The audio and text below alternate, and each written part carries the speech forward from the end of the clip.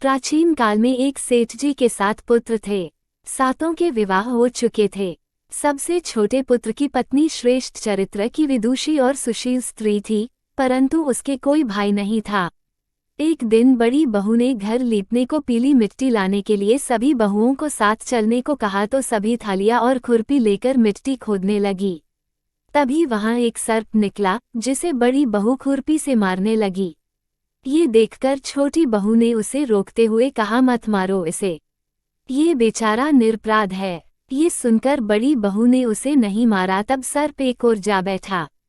तब छोटी बहू ने उससे कहा, हम अभी लौट कर आती हैं, तुम यहाँ से जाना मत। ये कहकर वह सबके साथ मिट्टी लेकर घर चली गई और वहाँ कामकाज में फंसकर सर्प से जो वादा किया था उसे भूल गई।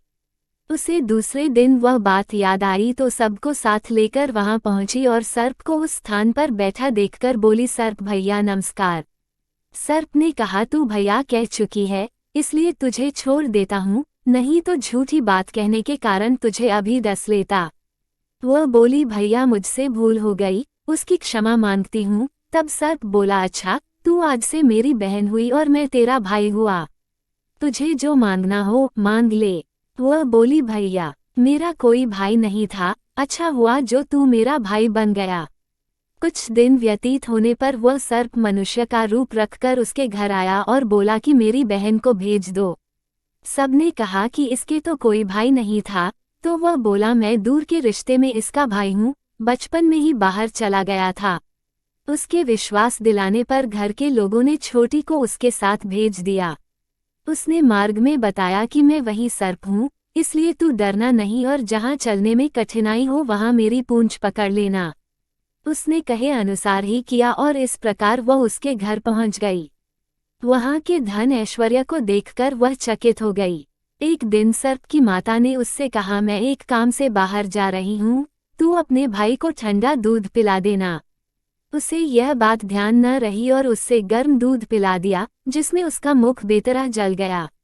ये देखकर सर्प की माता बहुत क्रोधित हुई, परंतु सर्प के समझाने पर शांत हो गई। तब सर्प ने कहा कि बहन को अब उसके घर भेज देना चाहिए। तब सर्प और उसके पिता ने उसे बहुत सा सोना, चांदी, जवाहरात, वस्त्र, भूषण आदि देकर उसके घर पहुंचा दिया। इतना ढेर सारा धन देखकर बड़ी बहू ने ईर्ष्या से कहा, भाई तो बड़ा धनवान है, तुझे तो उससे और भी धन लाना चाहिए। सर्प ने यह वचन सुना तो सब वस्तुएं सोने की लाकर दे दी। ये देखकर बड़ी बहू ने कहा, इन्हें झाड़ने की झाड़ू भी सोने की होनी चाहिए। तब सर्प ने झाड़ू भी सोने की लाकर रख दी। सर्प ने छोटी बहू को हीरा मणियों का एक अद्भुत हार दिया था। उसकी प्रशंसा उस देश की रानी ने भी सुनी और वह राजा से बोली कि सेठ की छोटी बहू का हार यहाँ आना चाहिए। राजा ने मंत्री को हुक्म दिया कि उससे वह हार लेकर शीघ्र उपस्थित हो। मंत्री ने सेठ जी से जाकर कहा कि महारानी जी छोटी बहू का हार पहनेंगी, वो उससे लेकर मुझे दे दो। सेठ जी ने डर के कारण छोटी बहू से हार मंगाकर दे दिया। छोटी बहू को ये बात बहुत बुरी लगी। उसने अपने सर्प भाई को याद किया और आने पर प्रार्थना की, भैया रानी ने हार छीन लिया है, तुम कुछ ऐसा करो कि जब वह हार उसके गले में रहे तब तक के लिए सर्प बन जाए और जब वो मुझे लौटा दे तब हीरों और मणियों का हो जाए। सर्प ने ठीक वैसा ही किया। जैसे ही रानी ने हार पहना वैसे ही वह सर्प बन गया। ये देखकर रानी चीख पड़ी और रोने लगी। ये देखकर राजा ने सेठ के पास खबर भेजी कि छोटी बहू को तुरंत भेजो।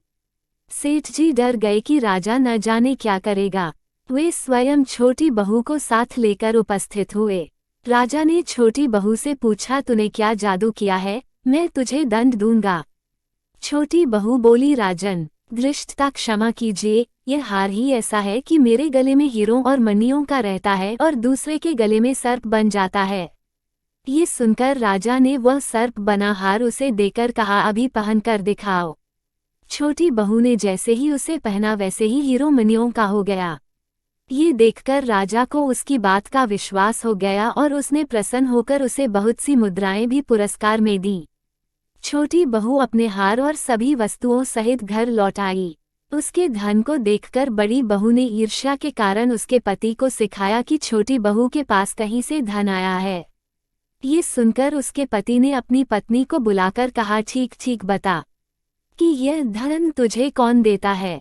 तब वो सर्प को याद करने लगी। तब उसी समय सर्प ने प्रकट होकर कहा, यदि मेरी धर्म बहन के आचरण पर संदेह प्रकट करेगा तो मैं उसे खा लूंगा। ये सुनकर छोटी बहू का पति बहुत प्रसन्न हुआ और उसने सर्प देवता का बड़ा सत्कार किया। उसी दिन से नागपंचमी का त्योहार मनाया जाता है और स्त्रियां सर्प को भाई मानकर उसकी पूजा करती हैं।